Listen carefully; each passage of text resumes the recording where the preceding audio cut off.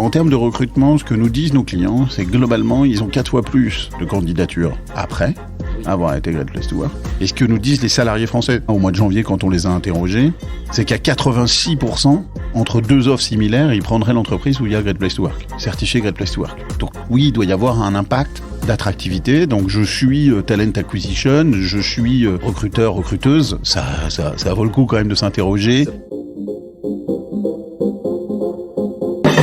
Faire sa veille, anticiper, communiquer, évoluer, changer. Pas toujours simple dans notre quotidien professionnel RH. J'entends encore trop souvent, mais on n'a jamais fait comme ça. Cela m'a donné envie de nous aider et à voir notre métier RH différemment.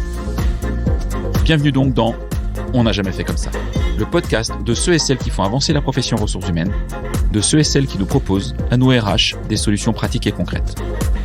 Je suis Florent Le Tourneur, fondateur de We Feel Good, agence marque employeur et communication RH. Merci d'avance de votre fidélité. Si ça n'est pas encore fait, abonnez-vous pour ne pas rater les prochains épisodes. J'espère d'ailleurs que cet épisode ouvrira pour vous le champ des possibles et vous donnera envie de faire bouger les lignes RH dans votre entreprise. C'est parti et bonne écoute. Juste avant de démarrer, je vous parle de WeRecruit, premier partenaire de ce podcast. WeRecruit, c'est le logiciel ATS qui optimise l'expérience de tous les acteurs d'un recrutement. Candidats, recruteurs et managers. WeRecruit offre l'ensemble des outils indispensables pour les recruteurs. Suivi des candidatures, site carrière, extension de sourcing, vivier et bien plus encore. Hautement personnalisable, vous pouvez le paramétrer selon l'organisation de votre entreprise, votre manière de recruter, mais aussi selon les spécificités de chaque recrutement. Ce qui est top avec eux, outre un service support hyper réactif et 100% en France, c'est qu'ils innovent en permanence. Par exemple, depuis quelques jours, ils ont lancé le module de demande de recrutement qui vous permet, en tant que RH, de valider et de suivre l'historique des demandes des managers. Je vous recommande chaudement d'aller voir leurs offres. La très grande majorité de leurs clients est très satisfaite et fidèle. N'hésitez pas à cliquer sur le lien dans la présentation de cet épisode pour découvrir WeRecruit. Bonjour à toutes et à tous et heureux de vous retrouver pour un nouvel épisode. Aujourd'hui, je suis en compagnie de Julien Brézin. Bonjour Julien. Bonjour à toutes, bonjour à tous. Julien nous accueille aujourd'hui dans ses superbes locaux à 2 pas de la place de la République à Paris. Vraiment merci pour cet accueil. Les locaux sont plutôt sympas, plutôt chouettes. On fera une petite photo tout à l'heure à la fin. C'est un choix d'ailleurs ces locaux, d'avoir ces locaux hyper centraux dans Paris, plutôt modernes, plutôt ouvert pour les collaborateurs. Avant de rentrer dans le vif du sujet, je te pose une question à brûle pour point comme ça sur ces locaux. Non, effectivement, c'est clairement un choix. Ça nous permet d'accueillir des organisations, d'accueillir des équipes dirigeantes pour se mettre un peu au vert, pour réfléchir un petit peu différemment. Et puis, Place de la République, c'est très central. Alors, c'est toujours très animé, mais c'est aussi et surtout très central. Et donc, pour aller voir nos clients, que ce soit en région ou à Paris, c'est très simple. On est très attachés à nos locaux. Ah bah, ils sont plutôt chouettes et effectivement agréables. Bon, quand il y a un peu de manifestation, je pense que ça doit... Parfois, il y a quelques booms. Alors effectivement, vous avez tous compris, on est chez Great Place to Work. Avant d'échanger un peu plus pendant une 30-40 minutes tous les deux, est-ce que tu pourrais juste te présenter et nous expliquer un petit peu ton parcours qui nous a amené, qui t'amène aujourd'hui à la direction générale France de Great Place to Work. Quel était le cheminement pour arriver dans ce métier aujourd'hui ? Alors, ça fait 4 ans maintenant que je m'occupe de Great Place to Work, que j'ai la chance de m'occuper de Great Place to Work. Et le chemin, en fait, a été relativement simple pour y parvenir. Moi, mon parcours professionnel s'est fait massivement dans la cosmétique et dans le luxe. J'ai travaillé successivement chez L'Oréal pendant 12 ans, chez L'Occitane pendant 6 ans, et puis dans une entreprise coréenne pendant 3 ans, avant de rejoindre Great Place to Work. Et en occupant des fonctions managériales, en France, à l'étranger, etc. Ce qui est intéressant, c'est qu'en fait, assez vite dans mon parcours, j'ai été surpris par l'importance relativement faible accordée à la qualité managériale. J'avais conscience que la qualité managériale était un vecteur de performance super fort, et je voyais dans les différentes organisations, la mienne, mais aussi celle de mes amis ou de ma femme, que y avait on pouvait être un très bon manager et que ce soit pas forcément mis à votre crédit, et on pouvait être un très mauvais manager. Alors, il fallait pas être un affreux manager, mais on va dire un manager médiocre, et c'était pas non plus mis à votre débit. Et en fait, ça m'a toujours un peu taraudé. Derrière, ce qui me taraudait, c'était finalement le critère d'évaluation de la performance. Comment évalue-t-on de manière complexe et compréhensible et totale la performance d'une personne, et donc d'un manager ou d'une manager ? Puis après, au cours de ma vie professionnelle, j'ai eu la chance d'être client de Great Place to Work. J'ai découvert Great Place to Work comme client. Et là, en le découvrant, j'ai été... c'était il y a très longtemps, on est en 2011. Et en 2011, l'entreprise pour laquelle je travaille à l'époque décide de faire Great Place to Work. On m'envoie un questionnaire, je crois qu'à l'époque, il était même en papier. Je remplis le questionnaire et pour être très honnête, à ce moment-là, je me dis, oh là là, ces questions, c'est très américain, c'est un peu niais. Et quelques semaines après, je reçois les résultats, et là, j'ai comme une espèce de flash, et j'ai trouvé assez extraordinaire ce que la somme de ces questions que, comme ça, à brûle pour point, personnellement, je trouvais peut-être un petit peu bébête, mais qui étaient d'une clarté et d'une hyper acuité, quelques années, enfin, dans l'analyse derrière et dans la somme des résultats que ça pouvait donner. Donc, à partir de là, j'ai commencé à apporter un regard un peu croisé et un peu intéressé à Great Place to Work. Et il se trouve que, vous savez que Great Place to Work, c'est un modèle de franchise, pays par pays. Et le franchisé est un monsieur que je connaissais parce qu'on s'était côtoyés ensemble chez L'Oréal. Et donc, on a repris langue ensemble. Et puis, année après année, je lui ai toujours dit, moi, le modèle de Great Place to Work est un modèle qui m'a convaincu, qui me paraît d'une incroyable pertinence. Et après, on peut parler de midlife crisis, mais il y a eu un moment où je me suis dit, allez, il faut essayer de s'aligner en termes de valeurs. Et voilà comment je suis arrivé chez Great Place to Work. Donc, tu as quitté des grands groupes avec des situations plutôt intéressantes, plutôt confortables en général, et puis souvent dans des entreprises où il y a des aventures managériales plutôt intéressantes. Pour une aventure managériale différente dans une petite franchise par rapport à, j'imagine, Great Place to Work US qui est la maison d'origine, ou est-ce que je me trompe ? Non, c'est effectivement aussi une volonté. Alors, c'est une volonté que j'avais eue quand j'ai quitté L'Oréal, qui était de descendre en taille d'entreprise. J'ai adoré les 12 années que j'ai passées chez L'Oréal, mais j'avais besoin d'impact. Et quand tu es arrivé, vous étiez combien ? On était 25-30. D'accord, donc le changement, là, il est radical. Le changement est radical. D'accord. Changement radical, mais en fait, moi, j'ai 3 drivers de vie professionnelle. Le premier, c'est justement cette histoire d'impact. En fait, moi, mon sujet dans ma vie professionnelle, c'est d'essayer d'avoir de l'impact, alors à mon niveau, sans extrapoler ou élargir mon impact, mais en tous les cas, quand je penche à droite, que le bateau parte à droite. Ça, je trouve ça vraiment super sympa, et pour moi, c'est clé. Deuxième élément hyper important, c'est de le faire avec des gens.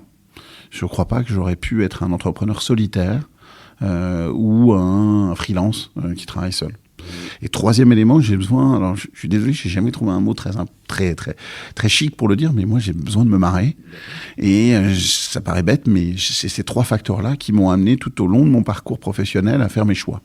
Et on se marre chez Great Place to Work ? En tous les cas... On se marre avec les clients, vous marrez entre vous ? Je pense qu'on est une entreprise dans laquelle il y a... on se marre bien, il y a une très forte cohésion. D'accord. Un très fort esprit d'équipe, un très haut niveau d'entraide. En tous les cas, on essaye de porter une mission à impact, qui est d'aider les entreprises à maximiser ou à potentialiser le capital humain. Et puis, il y a une situation humaine avec beaucoup de richesse et de diversité au sein de l'organisation. Et donc, on s'amuse, enfin, on se marre bien. Ok. C'est intéressant parce que ça fait donc 4 ans que tu es chez Great Place to Work en tant que directeur général. On sait qu'aujourd'hui, quand on reste 3-4 ans dans le même poste, dans la même entreprise, c'est un peu le bout de l'aventure. En tout cas, c'est les tendances d'aujourd'hui. T'as encore envie de rester plusieurs années au sein de Great Place to Work ? Il y a encore des choses à faire ? Alors, il y a énormément de choses à faire, et j'en parlerai peut-être, mais en fait, d'ailleurs, la première chose qu'on a faite l'année dernière, c'est que quand notre actionnaire Patrick est parti, on a nommé tous les deux une directrice générale adjointe qui s'appelle Léa Bineferté, et en fait, on co-lead la boîte. D'accord. Et rien que ça, c'est une aventure extraordinaire. Alors moi, je ne peux qu'encourager ceux et celles qui se lancent dans une approche entrepreneuriale, ou même des professeurs et des étudiants à étudier les modèles de co-management dans une organisation, parce qu'il y a vraiment quelque chose de riche. On est 2 personnalités extrêmement différentes. Je trouve que c'est passionnant. Rien que ça, c'est passionnant et ça suffit à me motiver.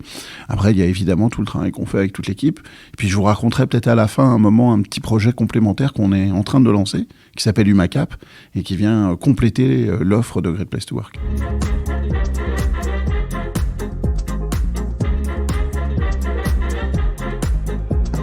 Le métier de Great Place to Work, c'est l'analyse de l'expérience des collaborateurs. Donc le fond de notre activité, c'est d'interroger les collaborateurs. Notre savoir-faire, c'est questionner des collaborateurs via un questionnaire, agréger l'information et rendre cette information intelligible ou intelligente. C'est ça le fond de l'activité de Great Place to Work. Okay. Ce métier-là, on l'exerce autour d'une thématique qui est la confiance. Donc, le modèle de Great Place to Work, que je vous disais sur les questions, et en fait, c'est ça, c'est pas moi qui l'ai inventé, donc je peux le dire avec beaucoup de simplicité, c'est vraiment ça, l'intelligence du modèle de Great Place to Work, c'est ces questions. Et ces questions, elles sont centrées sur une thématique, qui est la confiance. C'est-à-dire qu'on part du principe, du postulat, qu'une entreprise est une Great Place to Work si les collaborateurs ressentent un très haut niveau de confiance. Okay, ça, c'est pour le modèle Great Place to Work. À partir du moment où, avec Léa, on est en 2020-2021, donc on est en pleine crise Covid à ce moment-là, et on voit émerger une attente assez forte, complémentaire à cette attente de confiance chez les collaborateurs et chez les collaboratrices, qui est une attente finalement de est-ce que mon entreprise, elle est sincèrement responsable ? Répondre à cette question de finalement, est-ce que ma boîte, elle me fait du bien ? Oui. Mais est-ce qu'elle fait le bien ?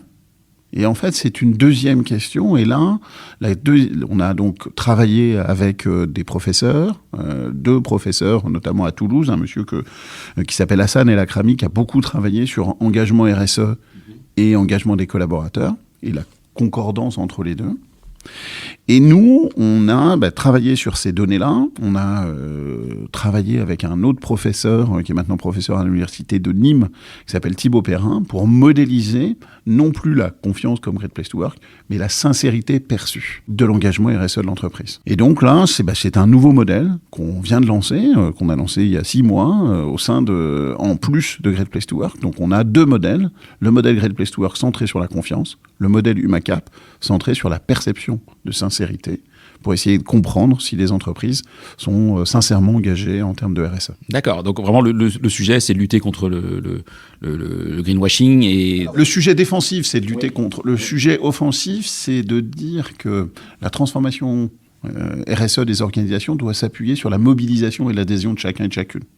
Et donc, il faut identifier si vos collaborateurs et vos collaboratrices se sentent pleinement engagés par la démarche RSE. Est-ce que la démarche RSE, c'est une démarche inexistante de l'organisation ? Est-ce que c'est une démarche portée juste par 2 personnes au loin dans une espèce de COMEX rattachée au directeur général ou rattachée au DRH ?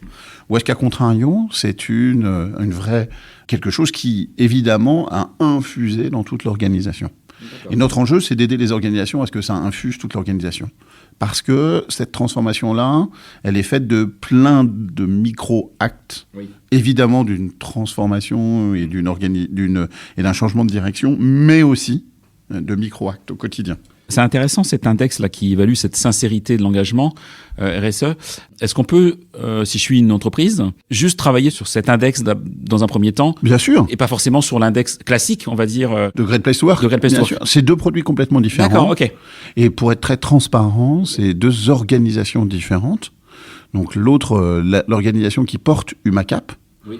Est une société à mission qu'on a créée, qui est une structure purement française. Donc c'est une deuxième entité qui travaille en étroite collaboration avec Great Place to Work, puisque c'est nous qui l'avons montée en parallèle. D'accord, que tu diriges ou co-diriges les 2, voilà, manière. Avec Léa. Ouais, ok, d'accord. Hyper intéressant.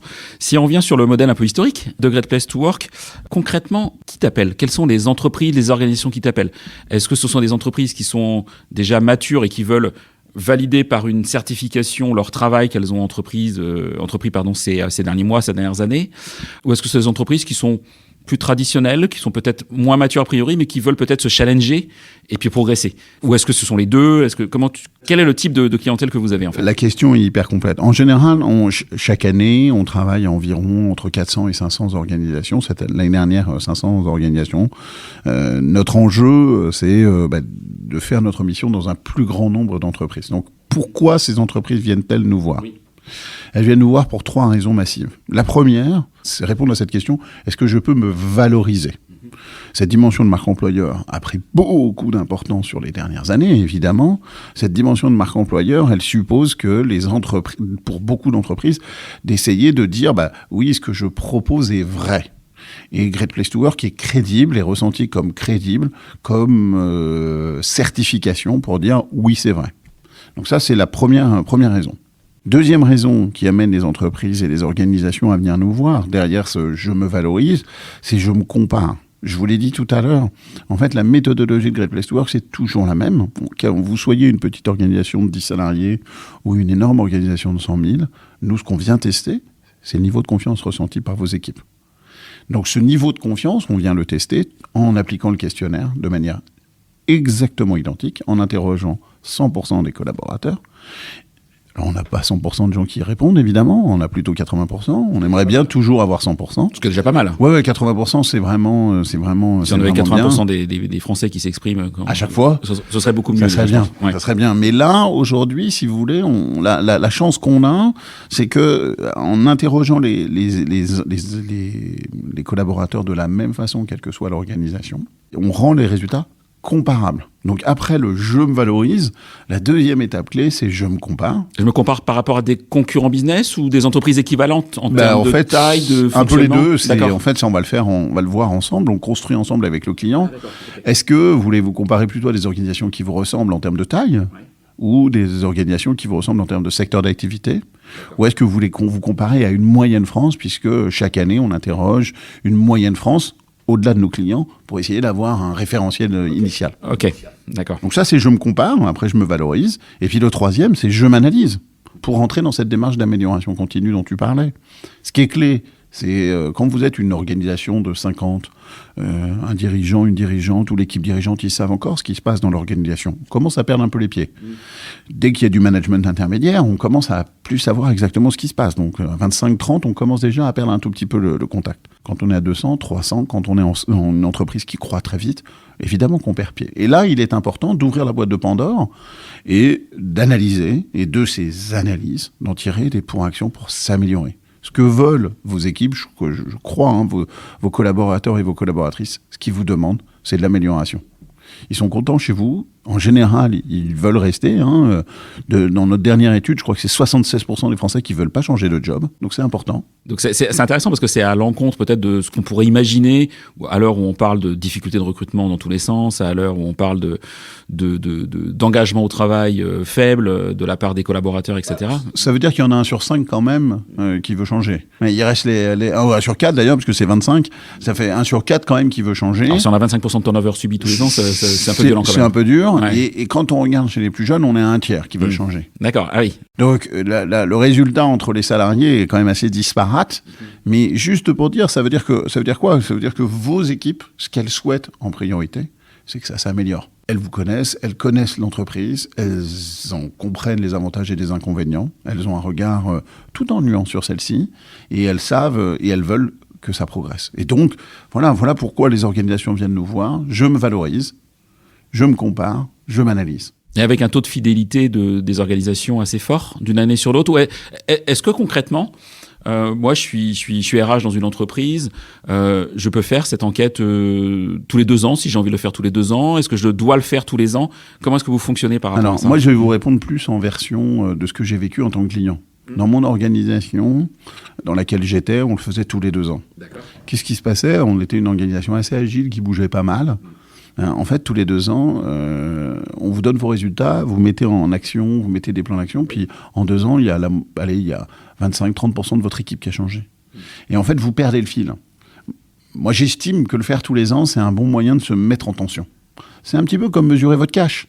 C'est un peu comme votre bilan carbone. Je dis souvent, faire Great Place to Work ou utiliser une autre méthode, ce qui est aussi important, que ce soit Great Place to Work, il n'y a pas le monopole d'interrogation des collaborateurs, c'est votre bilan collab. Vous faites votre bilan carbone tous les ans et vous voulez progresser, faites votre bilan collab et progressez. Il faut mieux le faire tous les ans. Sinon, les efforts s'étiolent. Intéressant. Et est-ce que vous avez réussi à mesurer l'impact d'une certification Great Place to Work sur le recrutement et sur la fidélisation surtout des collaborateurs ? Est-ce que vous avez à mesurer l'impact sur vos clients en fait ? J'adorerais avoir le perfect ROI qui soit l'argument commercial gagnant à tous les coups. Mais les clients font des feedbacks, j'imagine aussi. Les clients, voilà, je pense que les meilleurs pourvoyeurs de cette information seraient plutôt nos clients. En termes de recrutement, ce que nous disent nos clients, c'est que globalement, ils ont 4 fois plus de candidatures après avoir été Great Place to Work. Et ce que nous disent les salariés français, là, au mois de janvier, quand on les a interrogés, c'est qu'à 86%, entre 2 offres similaires, ils prendraient l'entreprise où il y a Great Place to Work. certifié Great Place to Work. Donc oui, il doit y avoir un impact d'attractivité. Donc je suis talent acquisition, je suis recruteur, recruteuse. Ça vaut le coup quand même de s'interroger. Ça peut une aide quand je dois chasser des profils tech ou des profils vente ou que je sois dans la production, dans l'industrie. En tous les cas, pour favoriser mon attractivité, ça vaut le coup de s'appuyer sur une démarche de labellisation pour peu que ce modèle de labellisation, enfin que le label choisi soit un label de confiance et un label efficace. Premier point. Deuxième élément, je pense qu'en termes de fidélisation, en fait, encore une fois, je reviens à ce que disent les collaborateurs et les collaboratrices. Ils veulent juste que ça s'améliore. Ils veulent qu'on progresse. Ils veulent qu'on résolve les irritants. Donc là, on leur offre une opportunité. Il suffit pas de faire Great Place to Work. Il faut faire Great Place to Work et en tirer des actions. Pas en faire 50 des actions, en faire 3, 4 actions. Et puis l'année prochaine, on y retourne.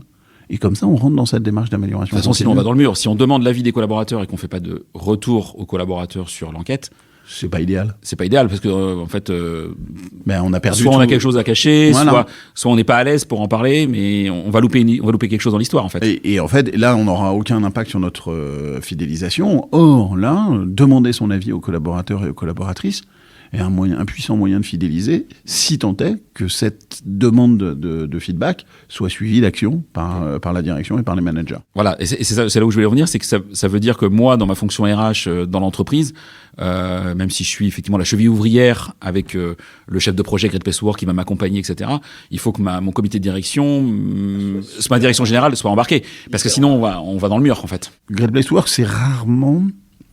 En tous les cas, quand c'est pas uniquement pour la partie marque employeur, Great Place to Work devient tout de suite un projet d'entreprise. Ouais, okay. Ça veut pas dire que ça doit être porté absolument par la direction générale, mais ça veut dire que ça doit embarquer effectivement l'ensemble des managers et l'ensemble du comité de direction de l'entreprise.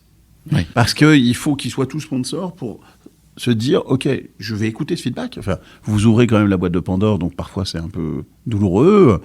On apprend des choses qu'on préfère cacher et garder sous le tapis. C'est pas toujours évident. Moi, je suis soumis chaque année à Great Place to Work. Quand je reçois mes résultats, je fais pas le malin. Mais c'est important de chaque fois de se redire comment on va progresser, comment on va se remettre en mouvement, qu'est-ce qui est attendu, d'aller chercher finalement l'amélioration continue, parce que on doit mériter l'adhésion et la volonté des collaborateurs et des collaboratrices qui composent l'orga. D'accord. C'est intéressant. Great Place to Work France se fait certifier Great Place to Work. Chaque année, alors nous, on n'a pas de certification, mais chaque année, on s'évalue avec la méthodologie, évidemment, parce qu'elle est super puissante. Et chaque année, derrière, on en tire 3-4 actions. Cette année, on a travaillé... Très concrètement, cette année, par exemple, si c'est pas confidentiel? Il n'y a rien de confidentiel. Il y avait un sujet sur la reconnaissance matérielle et immatérielle dans l'organisation. Donc, on est en train de travailler. Sujet de transparence, finalement, quant à les critères d'évaluation de la performance. Okay. Sujet complexe. Oui, deuxième sujet sur l'évolution de notre gouvernance dans le cadre d'un télétravail élargi. Et comment arriver à travailler, à nourrir ça. Et troisième sujet sur renforcer l'équité ressentie par les équipes. Donc travailler la transparence pour nourrir l'équité ressentie par les équipes. Voilà, c'est les 3 thèmes. On va le refaire là dans un mois. On aura d'autres résultats, d'autres actions. Encore une fois, c'est pas l'alpha et l'oméga, mais c'est important de rentrer dans cette démarche d'amélioration continue. Et on a fait UMACAP aussi, pour essayer d'avancer. Là, on l'a fait au mois de décembre, pour continuer à progresser sur la dimension RSE, parce qu'on est entreprise à mission côté UMACAP et on est Bicorp côté Great Place to Work. D'accord, ouais, donc avec des labels quand même de qualité. Enfin, Bicorp est un label, mais et l'entreprise à mission qui effectivement engage qui est un fortement. Statut et là qui vous engage. Ouais, tout à fait. Et, on est bien placé. We Feel Good, on est aussi entreprise à mission. Exactement. Donc c'est un sujet effectivement qui est important pour nous. Alors comme tu le sais, moi je viens de ma Bretagne. La semaine dernière, j'étais sur un événement en Centre-Bretagne à Carhaix, là où il y a les vieilles charrues. 3 jours par an, il y a beaucoup de monde à Vieille-Charrue, mais le reste du temps, c'est un milieu assez rural. Énormément d'entreprises qui recrutent. Moi, j'étais sur un salon, 115 entreprises qui ont des difficultés de recrutement en plein centre-Bretagne. Est-ce que Great Place to Work, c'est aussi pour ce type d'entreprise? Est-ce que c'est pas, je suis un peu provocateur, est-ce que Great Place to Work, c'est pas pour les grands groupes, ou est-ce que c'est pas pour les belles entreprises urbaines, voire parisiennes? Est-ce que moi, entreprise agroalimentaire, au fin fond de ma Bretagne, je peux y aller. Et comment vous allez faire, c'est une double question et je m'en excuse, comment vous allez faire peut-être pour échanger aussi avec des collaborateurs qui n'ont pas forcément tous d'adresse mail professionnelle, des opérateurs de production, des gens comme ça qui n'ont pas forcément cette facilité ou l'accès à un ordinateur professionnel comme un cadre dans le tertiaire. Alors, en fait, la question pour savoir si une entreprise ou une organisation a un intérêt à faire Great Place to Work, elle peut être résumée, c'est est-ce que finalement la confiance est importante pour l'organisation ? Si à la question de cette importance de la confiance, la réponse est oui, on a envie, nous, équipe de direction, quelle que soit l'organisation, qu'on vende des cacahuètes, qu'on soit dans l'IT ou qu'on soit une entreprise agricole, est-ce que la confiance veut dire quelque chose ? Si oui, alors être Great Place to Work a un sens. Cette année, pour la première année, on a certifié une URSAF. URSAF Picardie. Okay. Donc même dans l'administration française aujourd'hui, il y a ces réflexions-là. Alors là, il y a un dirigeant qui est absolument extraordinaire, qui est hyper mobilisé, qui s'appelle Pierre Fénérol, et qui est remarquable. Mais voilà, donc l'administration, évidemment, est aussi susceptible de travailler là-dessus. Évidemment, les entreprises de l'alimentaire, cette année, on a eu notre premier magasin hypermarché de l'alimentaire. Alors, la distribution n'a pas bonne presse, souvent. Un premier magasin de l'enseigne Leclerc qui a été au palmarès Great Place to Work. On a une dizaine ou une quinzaine de Super U, qui est la première enseigne à s'être lancée dans le sujet, qui est certifiée Great Place to Work, qui est le cran avant le palmarès. Tous les certifiés, il faut d'abord être certifié pour pouvoir rentrer au palmarès. Donc oui, quelle que soit l'organisation, même dans les métiers durs, même dans les métiers difficiles, on peut avoir. Et évidemment, on a développé toutes les méthodologies nous permettant de nous assurer que, effectivement, un employé libre-service ou quelqu'un qui fait des sandwichs n'est pas forcément une adresse mail professionnelle, mais on arrive à collecter les datas. Vous arrivez quand même à résoudre les choses. Après, c'est plus difficile, mais on y arrive, on le travaille avec le client. D'accord. Et c'est toute la force d'un accompagnement, et c'est le rôle des chefs de projet de Great Place to Work que de rendre ça possible. Oui, ça c'est intéressant, parce que comme moi je suis client, je suis accompagné par un chef de projet Great Place to Work. Je suis pas laissé tout seul avec à l'abandon derrière mon ordinateur et puis éventuellement un chat pour m'en sortir. Quoi. Exactement, non, il y a une personne derrière l'ordinateur, il y a une personne qui vous appelle, et on a une équipe effectivement dont la formation est là pour aider à rendre compréhensible, collectable la donnée, puis la rendre compréhensible et intelligente derrière. Ok, donc ça c'est intéressant.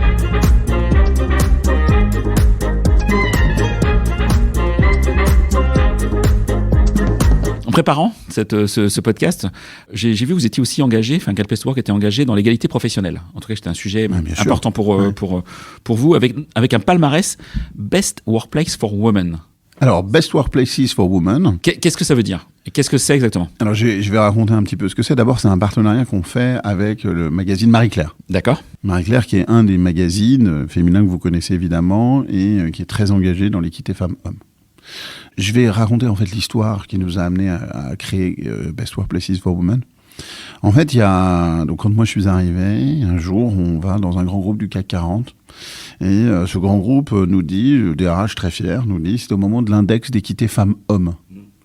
Et le DRH nous dit, on a des super résultats, on a le meilleur index d'équité femmes-hommes du CAC 40. Je dis, bravo. J'étais un petit peu embêté parce que dans mon ordinateur, j'allais présenter les résultats et lui dire que c'était pas forcément la fête en termes d'équité femmes-hommes.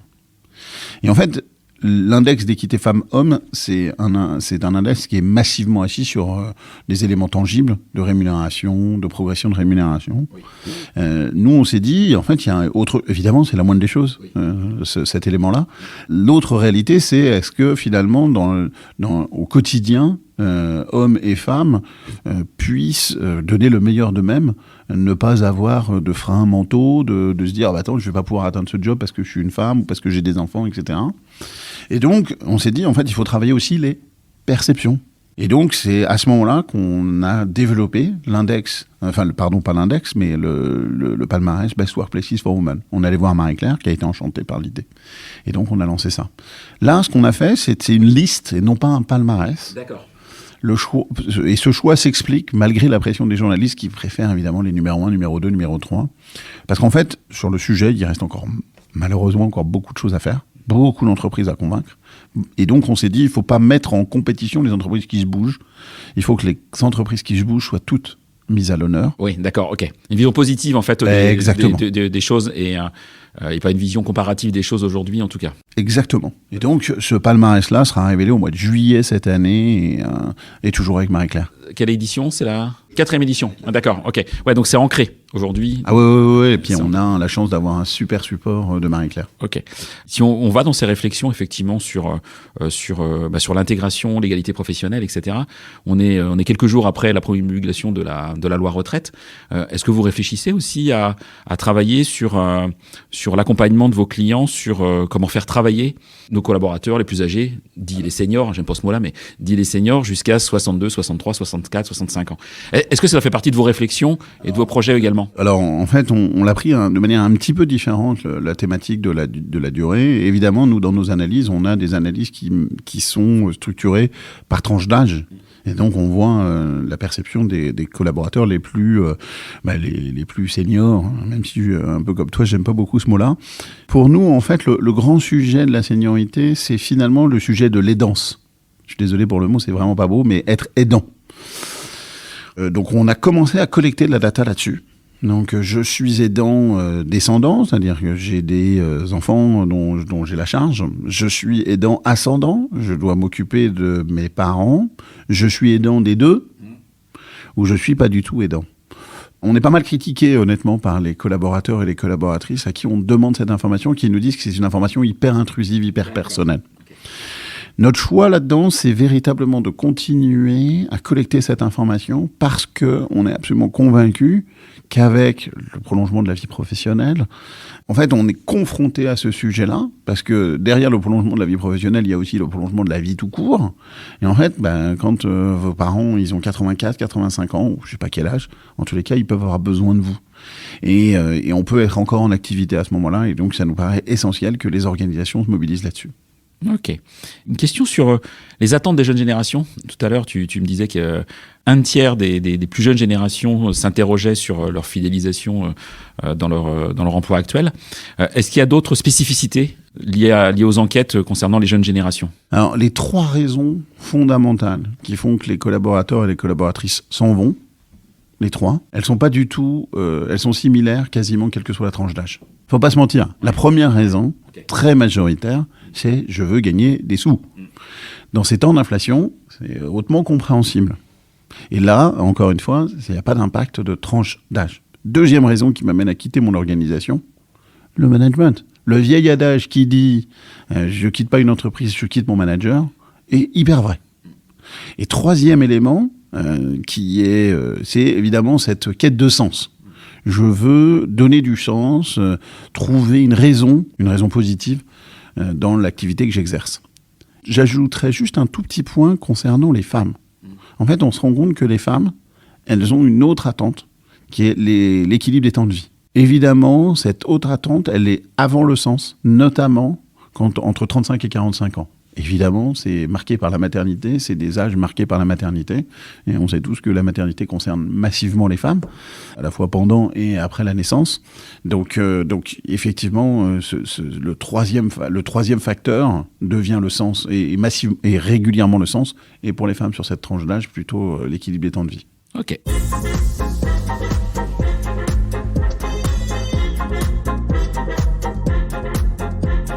Le temps tourne, c'est l'heure un peu de la troisième et dernière partie de notre échange, un peu de prospective.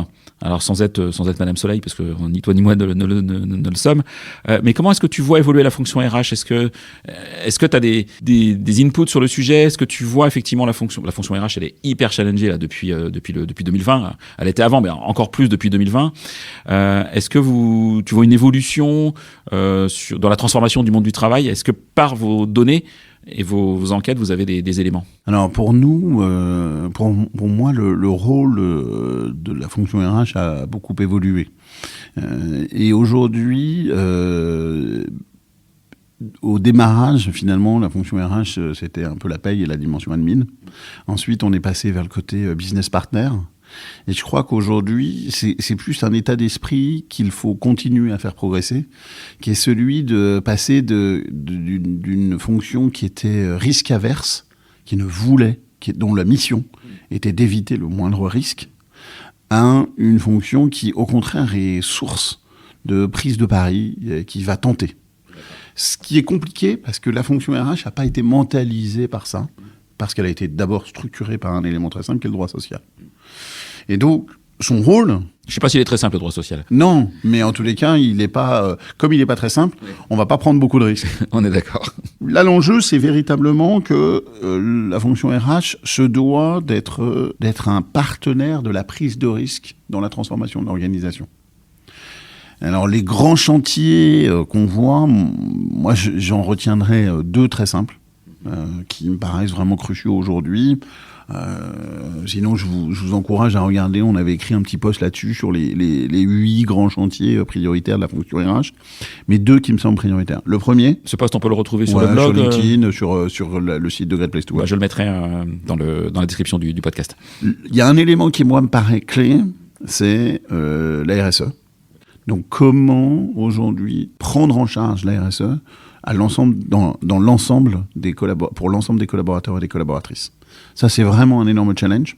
Je vais faire un parallèle très simple avec la transfo digitale. La transfo digitale, au fur et à mesure, elle a infusé l'ensemble de l'organisation. Il faut exactement la même chose côté RSE pour être efficace. Et puis, le deuxième élément de transfo, c'est la révolution de la data, qu'elle prenne la forme de l'intelligence artificielle, que ce soit ChatGPT ou une autre. Écoutez, moi, la semaine dernière, je déjeunais avec un fondateur d'une start-up des ressources humaines que j'accompagne depuis 4-5 ans, qui me disait, voilà, moi, pour faire mes contrats de travail, maintenant, j'utilise ChatGPT. Donc, ça bouge, quoi, de ce côté-là, et ça fait réfléchir. Et côté ressources humaines, il faut qu'on s'interroge là-dessus. Donc, comment on prend en charge, en tant que DRH, ces 2 grandes évolutions qui sont face à nous. Et il n'y a pas de solution magique. Donc, il faut rentrer dans cette logique d'essai-erreur et donc accepter de prendre des risques. D'accord. Intéressant cette vision de l'évolution de la fonction RH concernant la marque employeur, en tout cas la fidélisation des collaborateurs, parce que je pense que ça, c'est un vrai sujet en 2023 de la part des entreprises. Est-ce que tu vois des tendances aussi dans le futur à ce sujet ? 2 grandes tendances, moi, me paraissent prioritaires. Une énorme tendance autour du collaboratif. Et là, j'ai en tête des organisations aujourd'hui qui, je trouve, ont promulgué ou mis en œuvre des plateformes vachement smart pour le faire. Je pense à une entreprise qui s'appelle Team Starter, qui est vraiment une super opportunité pour les organisations pour favoriser du collaboratif. Et puis, deuxième élément qui me paraît essentiel, c'est évidemment tout ce qui est lié à la santé mentale des équipes. Et là, je vais vous donner une parce que j'aime bien cette appli qui s'appelle Moodwork et qui, là aussi, permet, sur un diagnostic précis, un traitement individuel de la santé mentale de chacun et de chacune. Ok, tu vois, j'allais te demander des solutions un petit peu différentes pour nous RH. Merci pour ces 2 propositions spontanées. Team Starter et Moodwork, 2 super créateurs et créatrices. Des super belles aventures. Écoute, je vais tenter de les contacter, en tout cas pour les inviter sur ce podcast. On verra s'ils le souhaitent. Mais moi, ce sera avec plaisir. Ça, c'est vraiment chouette. Merci. On arrive vraiment à la fin de ce podcast. C'est passionnant. Dernière petite question. Comment contacter Great Place to Work ? Est-ce que je peux te contacter directement ? Comment est-ce que vous fonctionnez, en fait ? Bien sûr. Moi, je suis tout à fait disponible sur LinkedIn ou par mail. Julien avec 2 L. Attention, mon prénom a 2 L, donc c'est un peu particulier. Et puis sinon, sur le site, il y a comment on appelle ça, un formulaire. Il suffit de remplir le formulaire. Et puis, on a aussi un 3e élément qui me paraît important à travailler, c'est qu'on a un écosystème Great Place to Work. L'écosystème Great Place to Work, c'est des partenaires qu'on référence, qu'on va mettre sur le site aussi de Great Place to Work, qui sont à la disposition de la communauté Great Place to Work pour mettre en avant des solutions, ce que tu disais, des solutions positives. On a la chance, Great Place to Work, d'être relativement connu. Notre enjeu, c'est d'aider les entreprises qui sont labellisées Great Place to Work à progresser, celles qui ne le sont pas à progresser de la même façon. Et l'enjeu, c'est comment est-ce qu'on y parvient. Et donc, il faut leur proposer des solutions à la fois humaines et des solutions de coaching ou des solutions technologiques ou des solutions en termes de RSE pour progresser. Ok.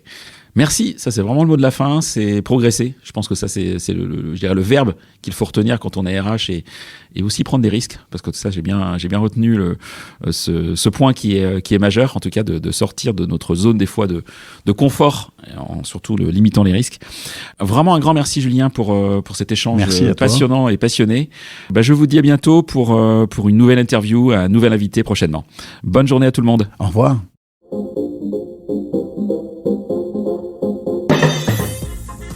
C'est terminé pour ce bel épisode. Merci de l'avoir suivi en entier. Pour ne pas rater le prochain, d'ailleurs je prépare plein de chouettes entretiens pour ces prochaines semaines, abonnez-vous à On n'a jamais fait comme ça. C'est le bouton Suivre sur Apple Podcast ou s'abonner simplement sur Spotify. N'hésitez pas également à mettre 5 étoiles si vous avez apprécié ce podcast et à me contacter via LinkedIn pour tout commentaire ou toute suggestion d'invité. À bientôt!